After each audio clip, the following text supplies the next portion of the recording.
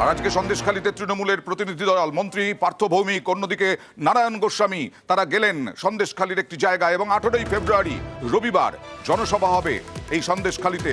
তৃণমূলের পক্ষ থেকে জানালেন পার্থ ভৌমিক।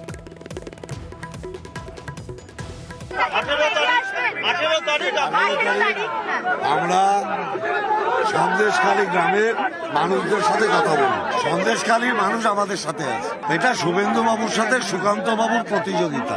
বিজেপিতে কে কত বড় নেতা হল, আমাদের এ নিয়ে মাথা ব্যথা নেই। 18 তারিখ সকাল 11টায় ওই সন্দেশখালীর অন্তর্গত পঞ্চায়েতে আমাদের জনসভা হবে। আমরা বাদ দিয়েও জনসভায় উপস্থিত থাকবেন মন্ত্রী শোভনদেব চট্টোপাধ্যায়, মন্ত্রী চন্দ্রিমা ভট্টাচার্য, মন্ত্রী ব্রাত্য বসু, মন্ত্রী সুধীর বোস, মন্ত্রী রথীন ঘোষ, এছাড়া তাপস রায়, নির্মল ঘোষ। আমরা সবাই এখানে উপস্থিত হব।